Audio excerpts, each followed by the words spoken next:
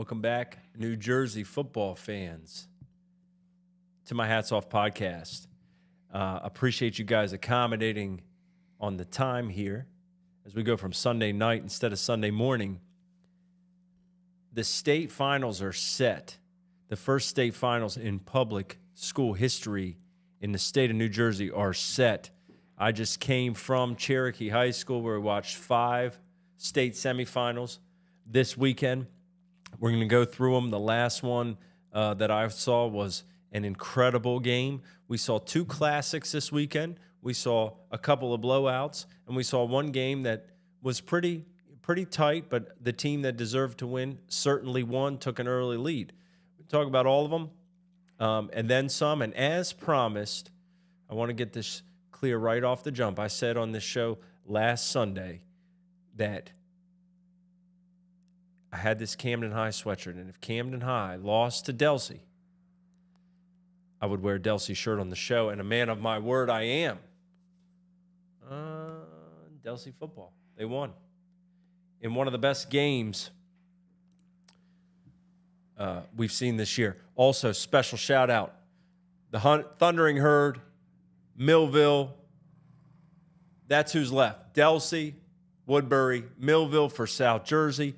But a huge shout-out to these folks who were not in play this weekend, but Cherokee, Athletic Director Scott Agnew, everyone over there who helped, the staff, the Booster Club, the players selling stuff. Cherokee, excellent weekend at William H. Foltz Stadium in one of the best venues in the state to watch high school football. It lived up to it. I know it was cold. Believe me, I know it was cold. Believe me, I know it was cold. My nose somehow doesn't look like Rudolph. But thank you, Cherokee, for hosting it. It's something everybody wanted was these games hosted at Cherokee. So shout out to the NJSIA and Cherokee High School for making it happen. Rod, I know you had a different weekend. We are mourning the loss of the Assumption Greyhounds in the first round of the NCAA playoffs. A slippery rock, 17-14, but keep your heads up. It was a good game, and we're glad you're home safe and sound. A little tired, you were a little chilly too yesterday. Yeah, I thawed out, man. It was it definitely was a great game, great atmosphere.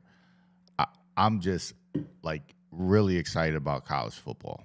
The tournament that they do, the way that they host everything, it was absolutely phenomenal, man. The tailgate, it didn't go our way, but number 20 ranked team in the country. I believe Assumption is 21 at the moment. So at the end of the day, great season, man. Can't hang our heads, but can't wait till next year. Run it back. Run it back. Run it back. There's some teams after this weekend that are saying the same thing. We're going to run it back. And now you can turn your attention fully to the showdown next week of your Buckeyes and Wolverines, both undefeated. Both kind of looked a little lethargic yesterday, maybe looking past into the game showdown. It's the running backs. Yeah. They're down. Sure. They're hurt. We don't know if Blake is going to play. We don't know if Williams is going to play, so it's going to be one of those games. Should be interesting, though. Can't wait. Speaking of interesting, man, this felt like football today and yesterday. As cold as it was and as windy as it was. God, it was windy today. It cut through you right like a knife. Shout out to the fans that came out. Specifically, the ones that come to mind off the top of my head is Woodbury. Woodbury had so many people at that game yesterday morning. It was really incredible. So congratulations to the Herd on that win, and congratulations to the town for showing up, supporting the troops. There were not many seats left for Woodbury on Woodbury's side. There were a lot of people standing up on the hill. They came out and showed up. As Woodbury beat Salem 22-7, Rod, and in this game, they got out early, 22-0. The defense, I thought, especially in the secondary, was so good for Woodbury all game long. They plastered receivers. They didn't let any plays get broken really behind them. They went out and took care of business. Brian Johnson was great. We've talked about him over the years. I think he really is one of the most underrated quarterbacks around because of the talent level that he has on the team and the way that he's processing the information. He makes it look easy at times, but it's not easy. And Brian makes it look easy. And so do some of these players. And we've talked about all of our favorites on that squad. Jabron Solomon, a personal favorite to watch. But Anthony Reagan Jr., again yesterday, gets the hat for the second time. He ran hard. He ran with purpose, scored a couple touchdowns.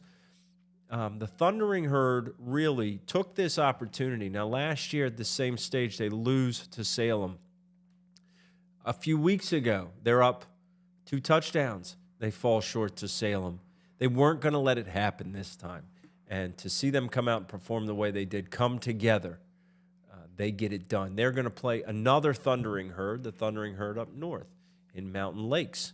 Mountain Lakes sneaks by Weequahic, however you call it. I was corrected on this. I've said it's Weequahic. Then I've heard it's just the guys on the block call it Weequahic. It's supposed to be Weequahic.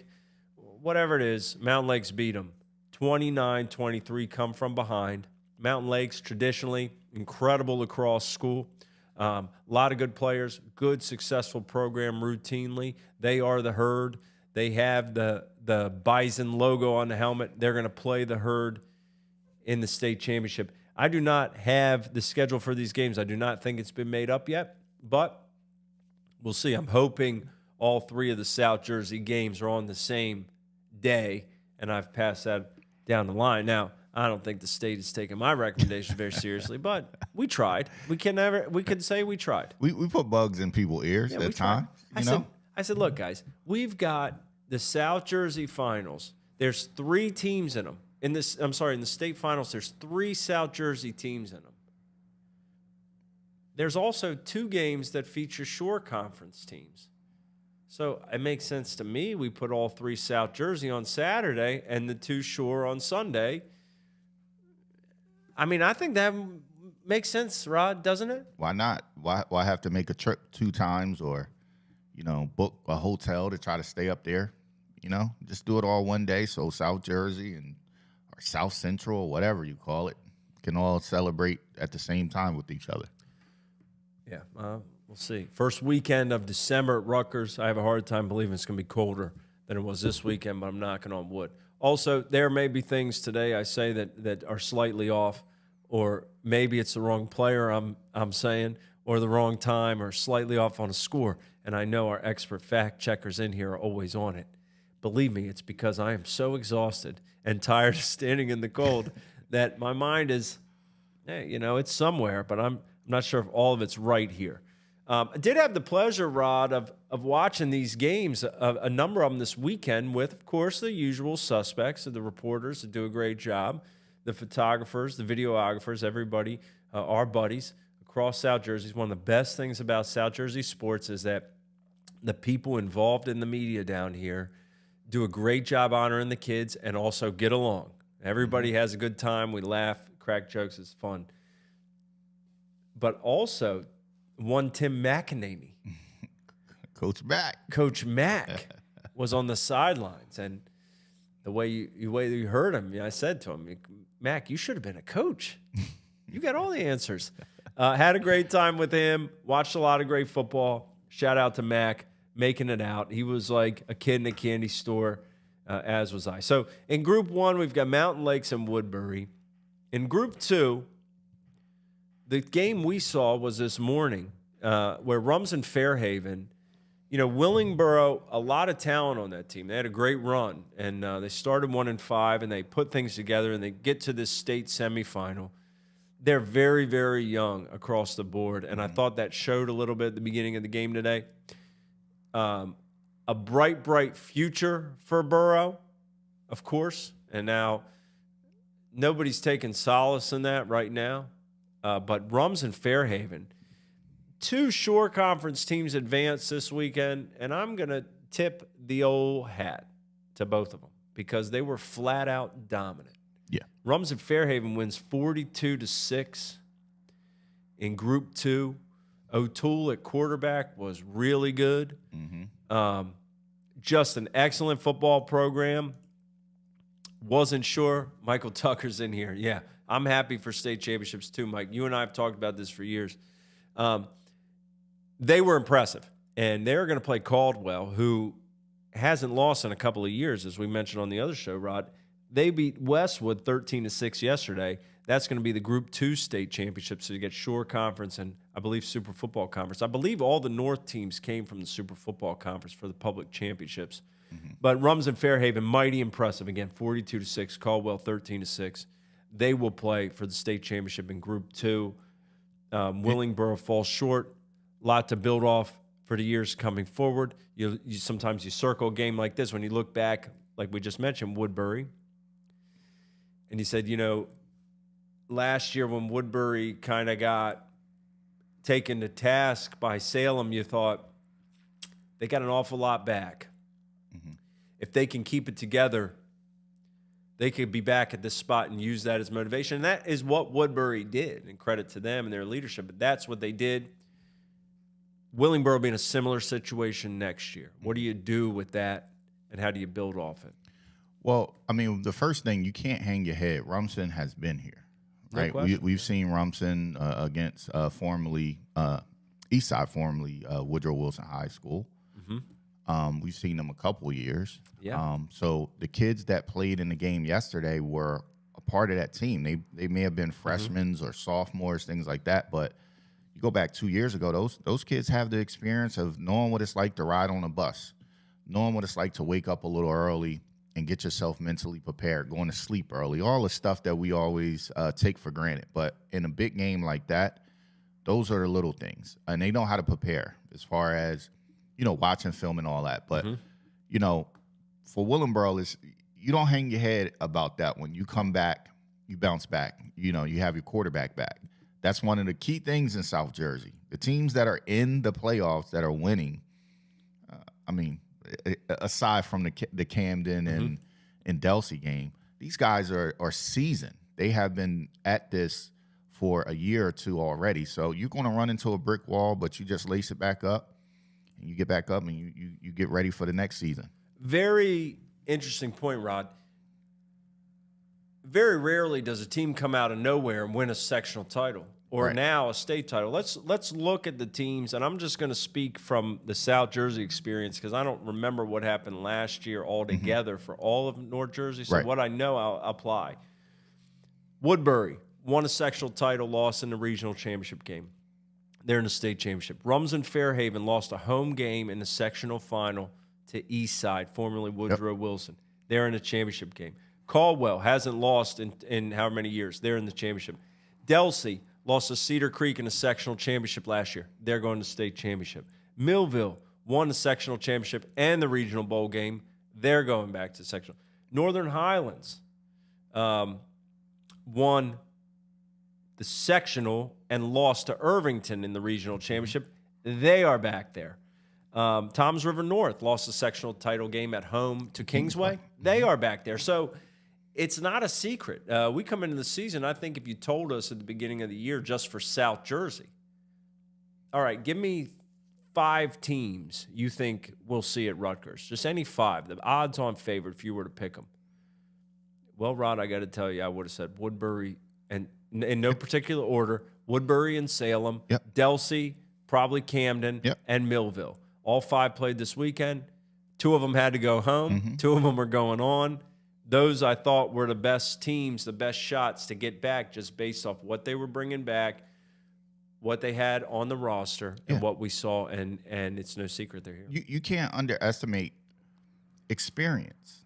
Experience of being there is huge. That's going to help Willingboro out going in the future. No question. Listen, the year before they lost to Point Pleasant Borough, right? They come back, they beat them. Yep. So, that's the first step. Yeah.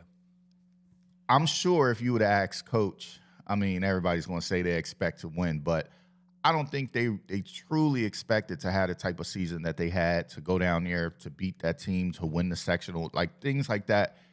Once you get in the playoffs, anything can happen. But when you have a freshman quarterback, you have some young pieces, you're kind of in one of those situations where you think you can do it, but you're not sure. When you have veterans like Johnson and Coates and Yeah. those guys. And when you look at, we'll get to the other game, but when you look at Delsey, that's not like a true driven offense by the quarterback. Right. You can, maneuver some things. But when you look at the teams that are in Zermatt, last year he had to play the backup role. He was watching, playing JV.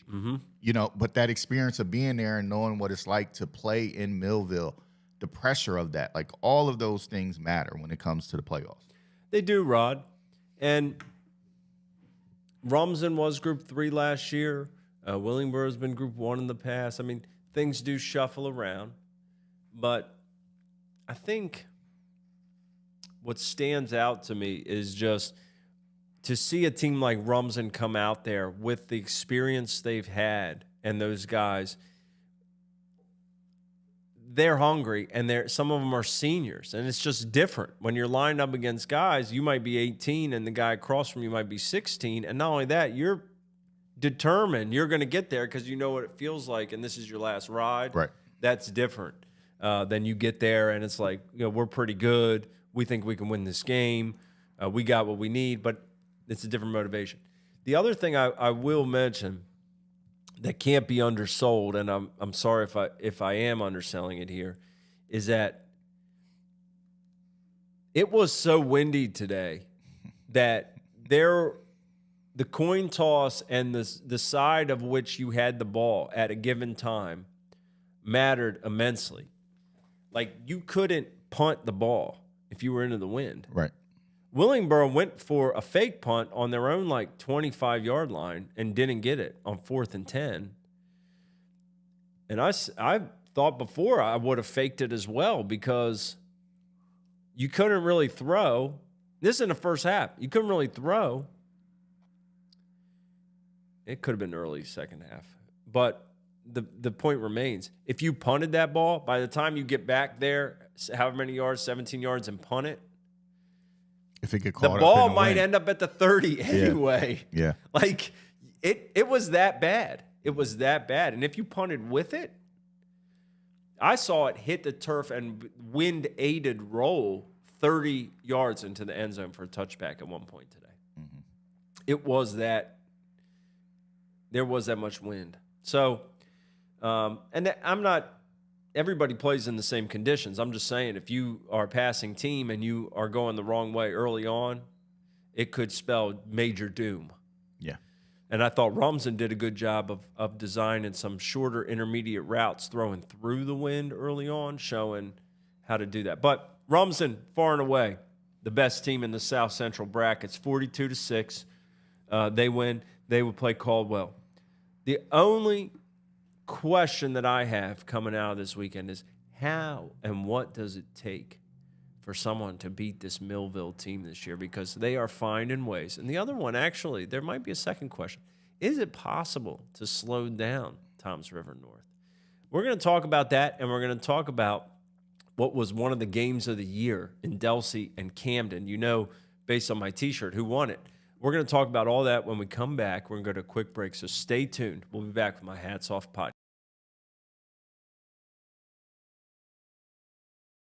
Joe McColgan, Nick Strom, and John Doherty have been part of a lot of wins in South Jersey football. They won on the field. Let them win for you in the game of real estate. With over $200 million in real estate transactions between the three of them and over 30 years of real estate experience, they're servicing anywhere in South Jersey, from the Philadelphia Bridges all the way to the Cape May Lighthouse. With one of South Jersey's fastest-growing teams, $29.5 million alone in real estate sales in 2021 and 22. First-time home buyers, seller consultations, relocations, rentals, downsizing. Or if you're not quite sure how to get started in the process of real estate, give them a call for a free consultation at 609-314-9862. That's South Jersey Elite. They won on the field. Let them win for you in the game of real estate.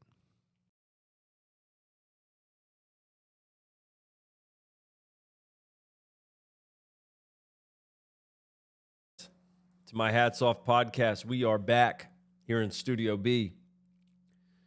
First, we're going to touch on Group 3. The Group 3 state championship will be Old Tappan out of North Jersey. Beat West Morris 21-6 today. They're going to play Delsey, who beat Camden 20-14 in what was a classic. Camden gets out early in this thing, 14-0 at halftime, and Delsey, a couple trips inside the 12, come away with no points. Both teams backup quarterbacks in there. You got Jathan Candelario for Camden, freshman, and you got Jimmy Reardon for Delsey, I believe a sophomore, number 13. Delsey, they needed a play and a spark, and they got one. Coach Marquez at halftime, Sal decides, you know what? We're going to use a little bit of option stuff. Haven't used it the whole first half, but we have to find a way to spark this team. They do that. They run a midline. Jimmy Reardon runs it 40-some yards up the middle. They go on to score. Jared Shoppy scores. They get the 2-point conversion. After a made extra point, and there was a penalty, they decided to take the points off the board and go for 2, and they get it. 14-8. This game switched on its head slightly back and forth in the fourth quarter, and the moments that it did that were this. Delsey ran the ball. They fumbled the ball deep in Camden territory. Camden recovers it, and it feels like now, 14-8, this was the drive Delsey needed. Running that ball, it takes a while. It takes a while to march down the field, especially in that wind. There were no pop pass plays to be had. It was too gusty, right? So you think the momentum had entirely switched over to Camden High, and it had until one play later. There's an interception on a screen pass. And Delsey gets the ball right back where they had given it up. And they end up scoring on 4th and 5. Wayne Adair, who wore the hat for the second time, really, really great player. Junior back, takes a jet sweep and gets in the end zone, 13 yards out. The extra point is blocked. It's 14-14. And an errant pass later in the quarter. Dom Teddy picks it off for Delsey. They're in short field, march on down, stopped on the 1, and on 3rd and goal from the 1, Jimmy Reardon sneaks it in. And that was it. There were 16 seconds left on the clock. The game was over. Delsey earns this thing, man. I mean, their backs are to the wall against a defense that had not given up a point in 14 quarters. They scored 20 in the second half and win. You got to hand it to Delsey for coming together. I don't think there were many people there at the game, except maybe the people in that Delsey locker room that thought Delsey was going to come back and win that game. And they found a way to do it. That is why they're undefeated. That is why I would imagine they will be 1 or 2 in South Jersey when the final rankings end. Rod, it was a good game. It was contested. It was tight. There was mistakes on both sides. I think the mistakes for Delsey happened in the first half. They tightened the screws. Camden had some mistakes in the second half that, each team you knew coming in with backup quarterbacks on a big stage in a really hyped game, there were going to be mistakes from both sides. It was a matter of when the mistakes happened that when you look back, you could see when this game shifted and then shifted back again. One of the things we talked about prior to me leaving, we always talk about the games. What do you think? Yeah. It almost happened to a T. Yeah. Like just thinking about the way that the game could have went. And one thing that I said, and I told all of my friends, listen, if you get a 14-point lead, this is my exact words. If you get a 14-point lead on Delsey, don't think it's over. Right. You got to keep putting your foot on their necks. They don't quit. They're tough. Everything that happened, I literally told everyone. Yeah. And it happened. I kind of thought Camden was going to lean a little more on their backs. Mm-hmm. I didn't see a lot of the game. I saw bits and pieces because obviously they were playing during the same time we were kind of doing some things. But I got to see the last little bit, the interception at the end, and then Delsey kind of milking the clock, running the ball down. It's one of those games, man. Again, Delsey is seasoned. They've been there. Camden, the inexperience came in, and it kind of hurt them a little bit later in the game. And that's a tough one, man. It's a tough one to lose. I thought it could have gone either way, and I thought whichever one of these teams went on the state championship, they are a team you'd put your money behind and think they're going to represent South Jersey in a great way, and they got a chance to win this thing. Without a doubt. I really felt that way. And we said coming in the playoffs, they were number 1 and number 2 ranked for us in the South Jersey Football Frenzy Show Best 11 rankings for a reason. I would say if a team wins on a 1-yard quarterback sneak with 16 seconds left to win by 6, I would say that met the hype. Oh, yeah. It was just the game itself, because of how good the defense and run game from Delsey and the defense, the strength on strength thing, it was just not a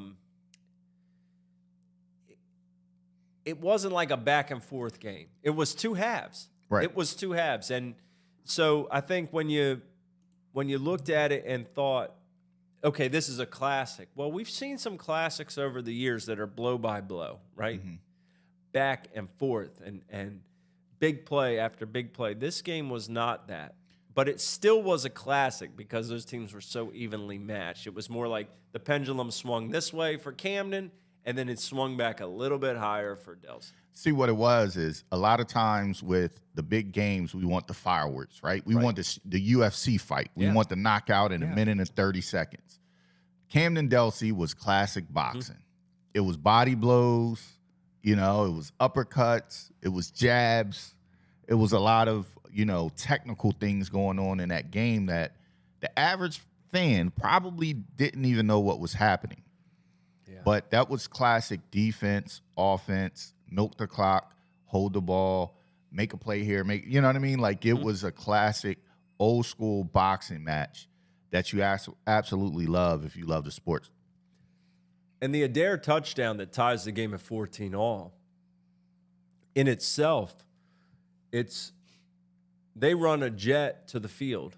They run a speed play against a speed team, which that might not be what you're looking for from Delsey 4th and 5. You might be looking for a pop pass or something in the flat. They ran it. Wayne Adair, hey, he did his job. Jared Shop, he did what he does. He gets 128 yards rushing. Reardon played well when he needed to. They had some guys up front, I thought, that played tremendously. But I think the same thing for Camden High. Hurd had to strip to give them the ball back, and the plays were there for the making. Delsey just moves on in a classic game. Now, let me just ask you this, and I mean the fans could kind of chime in too. But if I would have told you that coming into this game, both teams would be out without their starting quarterback, right? Camden Delsey. I would think that Delsey was going to kind of run away with it. That's what I would think, right? But Camden's quarterback, they were able to do some things to keep the game close. I mean, the type of offense that Camden runs is not a plug-and-play offense. That's more like, you have to know what's going on. Right. And they were able to do some things to keep it close and give themselves a chance to win late in that ball game. So those are the things that play into this, and it just shows the effectiveness of the coaching staffs on both sides. Yeah. Able to adjust in the biggest game of the year without their quarterback. And let me tell you, it was a battle. And the play, it was absolutely crunching. Yeah. I mean, it was really, really tough. I did think Jathan Candelaria played well, Mike. I thought this is a random aside that happened. Last week we found out that Candelaria was probably going to play. And I thought, okay, well, this name sounds familiar to me, but I'm not really sure why. And rosters come out, and there's guys that do this and that, and and they might be DBs, they might be, whatever. And there's just names that pop into your head. And Deontay Ruffin broke his collarbone, I think, or had an arm injury, and so did Maxwell on Delsey's side. That was what the injury was, to answer that question. But Candelario, I'm hearing this name, and I'm thinking, gosh, that sounds familiar. But couldn't figure out why. So during the game, there was a touchdown, one of the touchdowns he threw, and somebody says, how do you spell the name? I said, well, I think it's Candelario.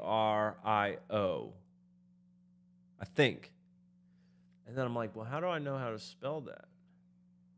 And I went back and looked, and I saw him throw a game-winning touchdown pass this past spring in the GA League for Camden United at Simon Gratz High School. And there's a picture of him on my IG with him and Wassey Walker. And I'm like, yeah, he is good. I do remember where I know him from. And what did you say to me? And Bear was there. Yeah. Before I left, you said, Rod, what do you think about the quarterback? Yeah. I said, well, what did I say, Mark? I said he's good. He's good. I said he could sling it. I said, but I'm not sure if, a mistake or two may happen, but he can sling it. Those were we were talking about this, but I thought you remembered who the kid was. No, I had no idea. And right. then when it hit me like a ton of bricks, I looked it up. And in that game that I saw of him, he threw 2 touchdown passes in the final 4 minutes to beat, I think it was a Delaware County team, but in the Gridiron Access League. So that was funny, but he did play well for being his first start in such a big stage. And Delsey, they just found a way, man. They just find a way. He got his biggest start on the biggest stage. Just think about the contrast. I'm watching him play spring football at Simon Gratz, right? Where it was a fun game. It's a great time, but it's like in front of 26 people. Because whatever, it's like if you're here, you're a parent. Come on, whatever. It's more about the kids getting some work in, playing football, and then now he's dropping you at Cherokee, starting against undefeated Delsey. That's cool. Drop you right in the middle of the Chiefs logo. Yep. You're going to start in the game that could take you to the first ever state championship. Let's see how you react. And I would suspect the next game he starts is going to be Turkey Day against Camden Eastside at Mike Rozier Stadium. Yeah. Group 4, and this was the game I just saw, and I have waited, Tyrone, to bring this up, even though you were maybe the first person commenting today, Tyrone Pierce, is number 8 for Millville did not get the hat tonight, Acier Cornish, but he made the play that almost won him the hat if it was not a final touchdown. Also, I know there was commenters asking for Brashear Hunter as well to get the hat. He had a great game. Now, Millville wins 18-14 against Mainland in another classic for Millville, in another heartbreaker for the OBG opponents. Millville just, people who play against them must think these guys just will not die. They beat Hamilton with 12 fourth-quarter points. They were down in that game. I was there. I relived it on this show, on the Wednesday night show. Rod was there. They beat Hamilton on the road. They were down 16-6 going to the fourth quarter. Fast forward to today. They're down to Mainland 14-6 going in the fourth quarter.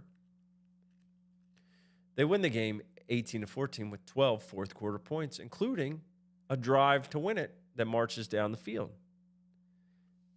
Naeem Sharp scored the game-winning touchdown last week. Sharp scored the game-winning touchdown. He got the hat partially because I think Naeem Sharp, not only did he win the game, but he's a very overlooked player. And he's a really, really tough back to stop. Hunter played great, ran for a touchdown, had a scoop and score, 44 yards, got Millville on the board. But let's talk about the play that coaches anywhere in South Jersey or New Jersey should absolutely put in their highlight reel to show their teams when they talk about HUSTLE and what it means, and not quitting on a play. When Millville scores the touchdown on Brashear Hunter's run, they don't get the 2-point conversion. Millville is down 14-12 in the middle of the fourth quarter. And you think, here we go. Millville gets a stop. The defense played great. Defense up front played great. Offer, those guys, they were doing what they do. Those big men up front for the OBG, not giving up much on the ground. You thought they're going to get a stop, they're going to get the ball back, and they're going to go down and win. Jabril Mace, one of the best athletes, one of the best running backs in all of the state, takes a kickoff and looks like he is going all the way. And he cuts back on the way to the end zone. And Mr. Cornish chases him down and gets him out of bounds at the 4-yard line. Now, at the moment, Rod, and this is the beauty of football, at the moment, you feel like it's over. That's it. That's the knockout. That's it. They're at the 4-yard line. After Millville finally gets back on the board, that's it. That was the knockout blow. Gut punch. In fact, I was on the opposite corner on the opposite side of the field on it. I thought he got in. I'm not even thinking about it. I'm like, oh, it's a touchdown. And then the ref's running up, like this. Oh, no, he's out of bounds. Okay, they're at the 4, they're at the 3, whatever they're at. Millville stops them on first down. Millville stops them on second down. Millville sacks them on the third down. It's too windy. They got to go for it. Millville stops them there. Now, Millville didn't. Millville gets the stop, all because they're given an opportunity to make the stop because of number 8. But that is not. Now you're thinking, okay, maybe Millville goes down and scores. That isn't what happened. They end up turning over on downs at midfield, so they're back in the situation they were against Hamilton, where they got to get stops. It wasn't as low as it was at Hamilton, where they had to use 3 timeouts on 3 plays to even have a chance. They didn't have to use timeouts, but they had to get 3 stops. They got them. They got the ball back, and they went down and won the game. Just another game of like Tyrone says, breaking hearts out here. That's what they did. They broke hearts, and whatever anybody wants to say about the OBG and the Millville Thunderbolts, they are 1 win away from a state championship in Group 4. They will play Northern Highlands, who beat North Hunterdon in overtime on Saturday night by missed extra point, 21-20. Northern Highlands lost to Irvington last year in the regional bowl game. Really, really good program. Beat Winslow and Rutgers to start the season. 2 days after Millville had lost to Irvington and Rutgers. Right. Now Millville heads back to Rutgers with a chance to win the state championship. A day after, the Hat Man, 2-time Hat Man, LaQuinn Allen, threw a touchdown pass for Syracuse. How about that? On a halfback pass. What can you say about Millville at this point to be able to roll down the field and win these games back-to-back weeks and find a way? I mean, it's so hard to do that at any level of football, and to do it in high school twice. Whew. I'll say this. Everybody pays attention to Millville.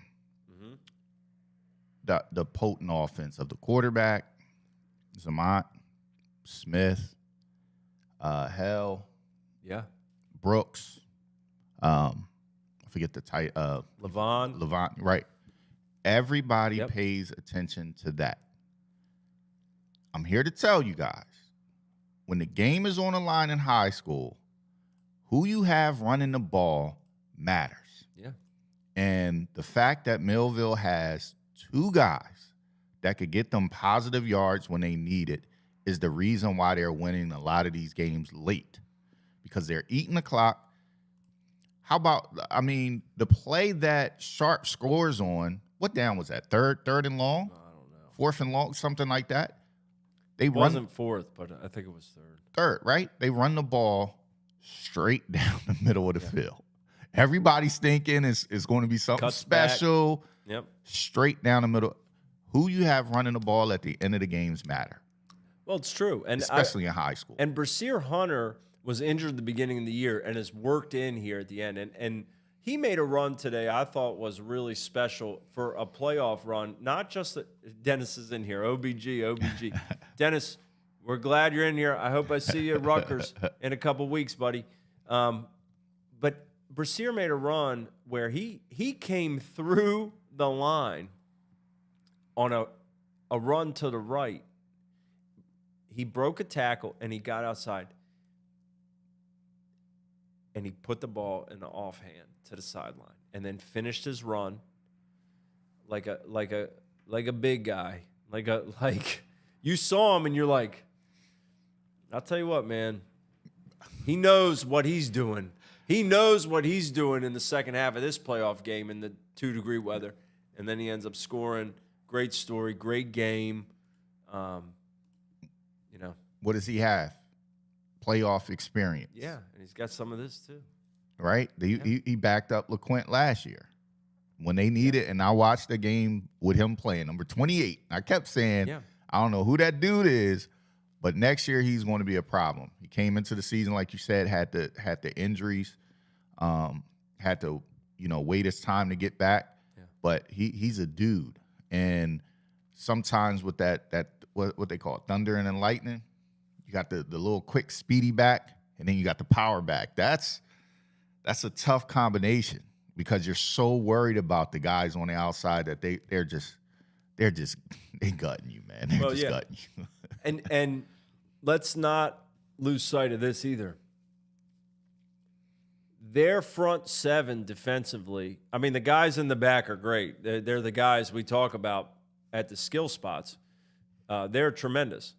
But their front seven defensively, and especially that front four, those guys are just – I mean, on the sack they made on 3rd down and goal, I think it was Offer. He comes off the edge, and I don't know how the mainland quarterback held onto the ball because he just got walloped. I mean, these guys do a great job.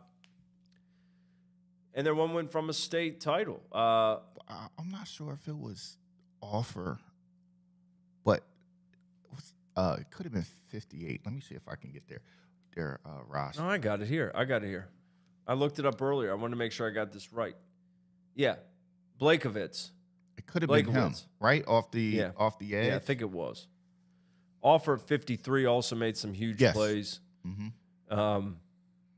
They're just so good up front, man. It's tough to you look at a team as good as Mainland is, and especially running the ball. Mm-hmm. I thought they did a really good job with that today. I thought they got the job done. Now, like Millville today, according to NJ.com, thank you, Kevin and Bill and everybody over there did these stats. They make them so easy to read. Millville today ran for 168 yards on 31 carries, and Mainland ran for 118 on 43. So, I don't know. I'm not a genius, but I can tell you I do have a phone with a calculator, and what that calculator is telling me is Mainland ran for 2.7 yards per carry. And if you can hold a team to that in this type of game, you are going to have a pretty good chance to win, and they did. And that is a good running team. It's not a team that doesn't know how to run the ball with a non-all-South Jersey running back. So excellent job by the defensive front. Shout out real quick here, before I forget, to Matt Ulmer. Huge fan. Matt does a great job. Yes. He is part of the South Jersey sports media down the shore in Ocean City. He is watching the show from his hotel room. He's in Miami. He had to get back. He found out we're going on at 7. Shout out, He Matt. went back to his room. He's watching. He's got the proof here. Thank you, Matt, for watching. Thanks, everybody, for tuning in. And, again, thank you for adjusting your time. We obviously couldn't go this morning because there were games this morning. Right. So we adjusted it. Now, just so you know, next week this coming week, there are no shows. There's no show on Wednesday. There's no show on Sunday. Everybody is getting a week off. Eat a lot of turkey. But if you want to see me or hear me, make sure you tune in. East Side versus Camden. Turkey that's Day right. game. Yeah, I might be there too. I'm not sure yet. I'm not sure if I'm going out or not. But everybody get back in your hibernation. Okay, no more cold.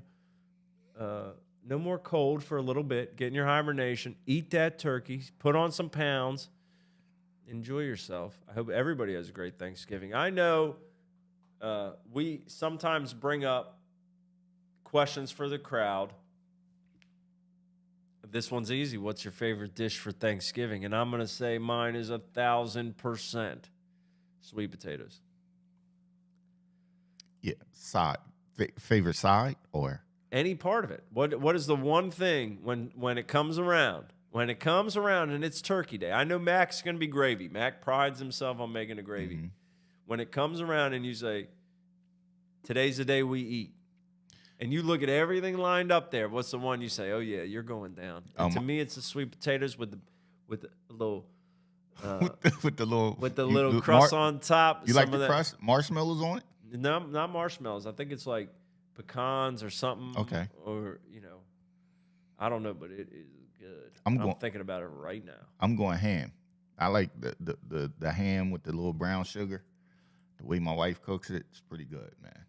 Pretty good. Got a response for fried turkey? That's a good choice. I'm not a big turkey guy. Stuffing and dressing with gravy, mushroom gravy, both good choices. Both good choices. Now, we do country ham and turkey when we go home. Country ham, that salty ham. Yeah. Virginia ham. There's one thing Virginia knows, it's ham. Mm-hmm. Ham, peanuts, and oysters.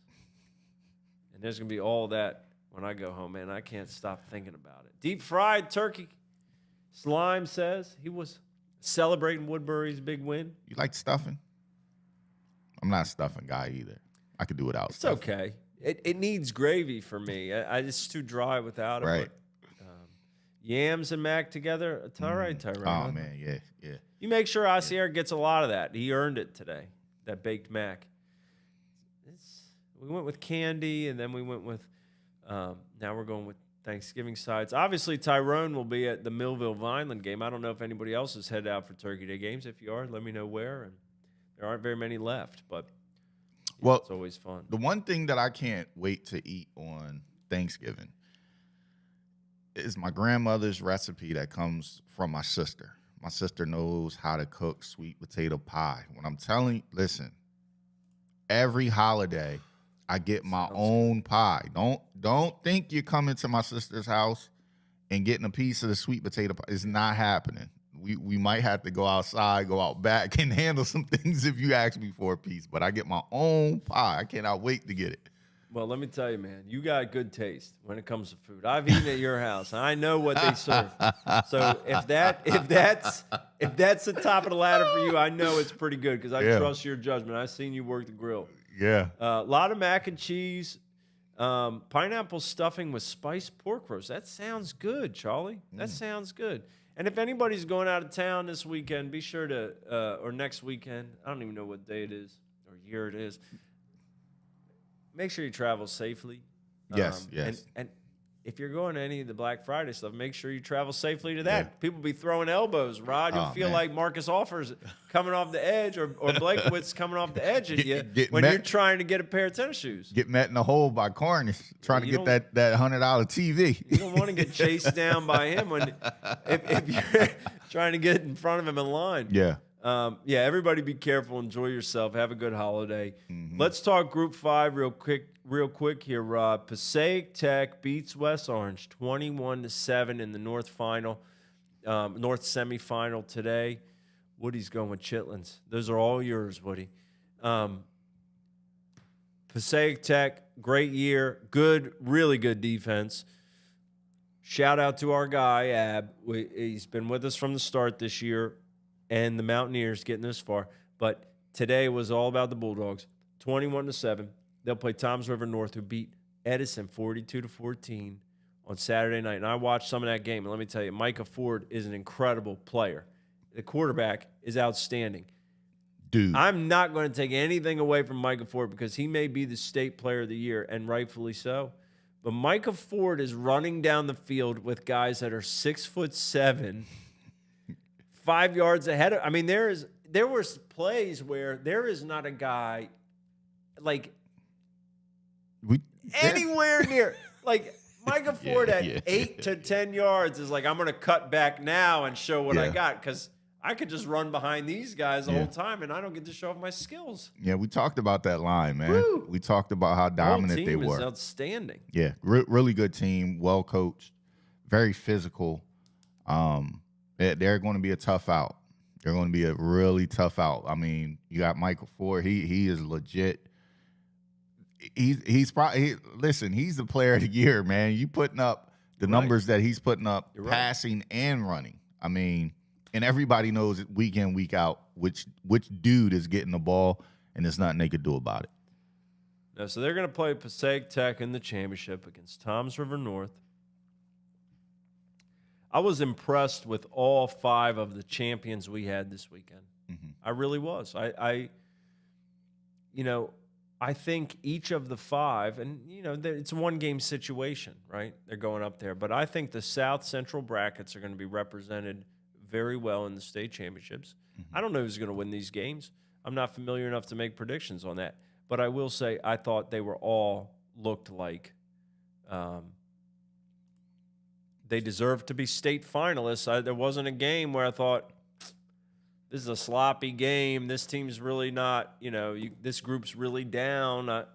No, I thought all 5, Woodbury in 1, Rums and Fairhaven in 2, Delsey in 3, Millville in 4, and Toms River North in 5 all are absolutely real deal state championship caliber teams.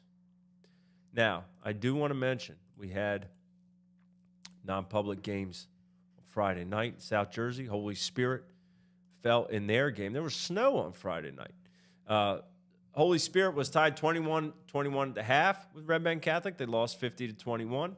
Red Bend Catholic, a machine, is going to play DePaul, another machine, who beat St. Joe Hamilton 35-14. St. Joe Hamilton, we mentioned all year, legendary coach Paul Sacco, 41 years as the head coach there. It was announced before the season he's not going to be the coach next year. They play Winslow, I think, on Wednesday night at Winslow in what will be his final game as a head coach at St. Joe. So if you are looking for a game this weekend or this week to visit, if history is your forte, go see one of the best players in recent South Jersey history, Bill Belton, coach against Paul Sacco in his final game as head coach of St. Joe. In non-pub A, here we have Don Bosco Prep rolled Seton Hall Prep 48-14, and Bergen Catholic beat Del Barton 28-7. The top 2 seeds will meet in that state championship at MetLife. I believe it's next. I believe both non-pubs are next weekend at MetLife. These 2 teams played earlier in the season on September the 24th at Bergen Catholic, and Don Bosco won 31-7. Don Bosco has not lost inside the state. They lost to Edgewood of Florida by 24, and they lost to Iona Prep of New York by 7. And Bergen Catholic has only lost 1 game, and it was that game to Don Bosco. So the Ironmen and the Crusaders will match up for the non-pub A championship. And I am guessing the winner of that will be the number 1 team in the state. However, that seemed miles away from Cherokee High School this weekend, and Franklin High School, I'm sure, as well. The takeaways from the weekend. Oh, it's this Friday night. Thank you, Hector. Both those games, I guess, this Friday night at MetLife. The takeaways, Rod, football, championship football, the event that it is really a great time. And here's why. It's because when you go to campuses throughout the year or throughout many years, you meet folks who are heavily involved in their team or their community's team or the neighboring town's team or the team where they went to school and they still have their letter jacket and all of these things. And you meet these people, and many of them pop up here in the chat or watch the show or listen to it on Spotify or Apple after the fact and stay in tune that way. But you kind of lose count of everybody. And then when you get to an event like this weekend, no matter the cold, no matter the circumstances, no matter the location, you get to one of these weekends of football where all these championships are. And it's what we remember so fondly about Rowan when the sectional finals were there. It's why people have wanted it back for so long. These state semifinals reminded me, you see many friendly faces of people who were there to watch good ball and people who care about football in South Jersey and in their communities. So that always feels good. It always feels good. Yeah. So that was a big deal. Yeah, something just blanked the whole system, but you're absolutely right. I just wanted to say this before we get out of here. What you're talking about is absolutely right. I just want to give a huge shout out to the whole D2 Sports Network team.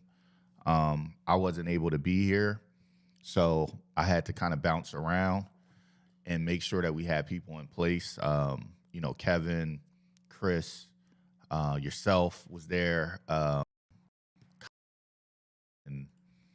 Ryan and Kirsten. I mean, Luca, the whole team, right? Jake, everybody that was there that was doing a pretty good job uploading stuff on social media. I wasn't able to watch the games on live, so I would just pull my phone out and be able to see the updates on Instagram, and that was really helpful. But I just want to give those guys a huge shout out for just stepping in. Teamwork, it matters.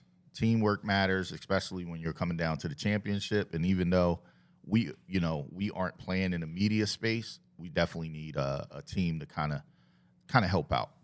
But want to take a break and then come back and close out, Mark? I think we're good. I really do. I think we said everything we need to say. We had a great weekend. We'll be back when we come back. When we come back, we'll be here.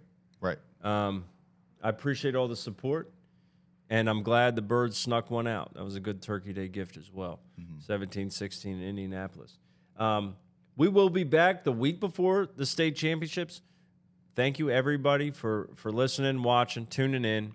Congratulations to our champions again in Central and South Jersey. Woodbury, Rumson Fairhaven, Delsey, Millville, and Toms River North, and also their counterparts, Mountain Lakes in Group 1 in North Jersey, Caldwell in Group 2 in North Jersey, Old Tappan in Group 3 in North Jersey, Northern Highlands, Group 4 in North Jersey, and Passaic Tech, Group 5 in North Jersey. That's all I got. My hat's off to everybody.